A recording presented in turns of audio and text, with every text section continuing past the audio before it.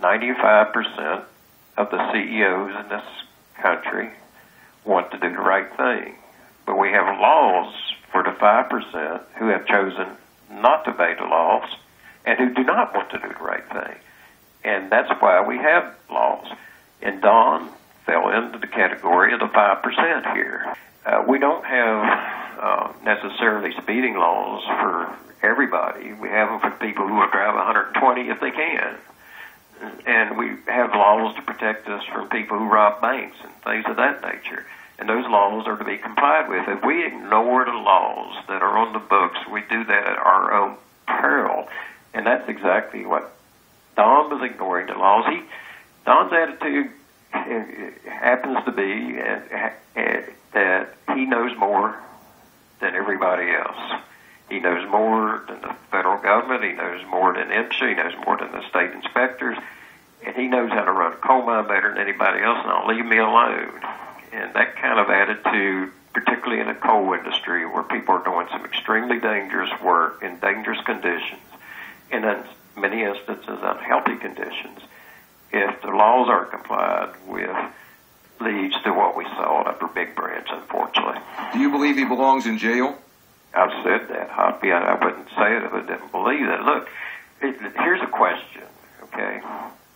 Why is it in our society that people who violate laws outside of the workplace are charged with crime, but if they violate the laws within the workplace, we have this attitude that it seems to me that exists. Well, you're not supposed to do anything to a CEO just because a mine blew up or a mine caught on fire. If they violated health and safety laws that led to the deaths of people, good people, sons, husbands, brothers, of many people in West Virginia, why is that any different than doing something outside the coal mine that we would not stand for if indeed they violated laws that led to the death of our friends and our neighbors and fellow citizens? And I submit to you there shouldn't be any difference. If indeed his actions led to the death of these miners, and I think U.S. Attorney has found that. These managers knew that by not focusing on ventilation or rock dusting, they clearly knew what they were doing was wrong and illegal. And obviously, somebody has flipped, or two people have flipped, right, and to give evidence. Well, the one that stands out and is repeatedly referred to in the indictment is known UBB executive who is not identified, and that's the person who they may have gotten a lot of these memos from that Blankenship allegedly wrote.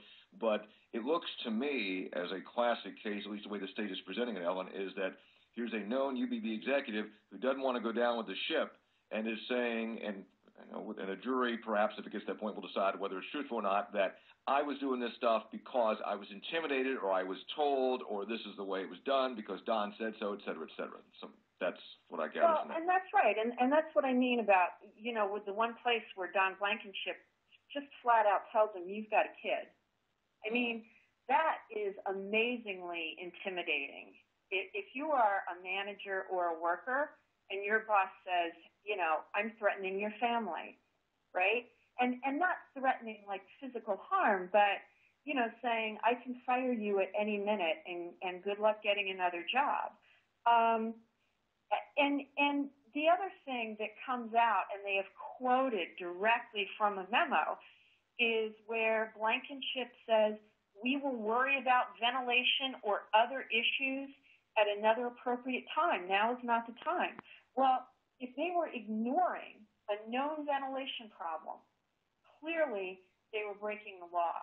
Ellen, it could be, and this is all just very general speculation, but because it's in the early stages. If I were defending Blankenship in court, I think I would go the route of, okay, so he's a brutish guy, and he's heavy-handed, and he was under pressure to produce coal, and he probably shouldn't have done some of these things of really pushing his people so hard.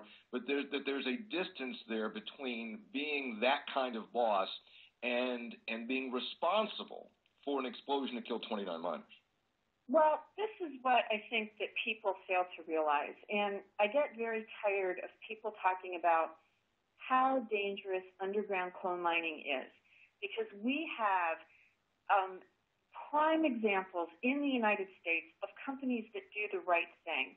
And I like to compare the Deer Creek mine with UBB, because the same year, in 2009, when UBB was getting 47 closure orders at one point, 47 or 48 withdrawal orders. The Deer Creek mine had none, and they produced about the same amount of coal, a long wall system, high methane mines, right? These were both gassy mines. That year, Deer Creek mine, when UBB had like almost 800 citations, the Deer Creek mine had something like 55. Mm-hmm. I mean, just the comparison of a mine that can do it right and a mine that does it so wrong.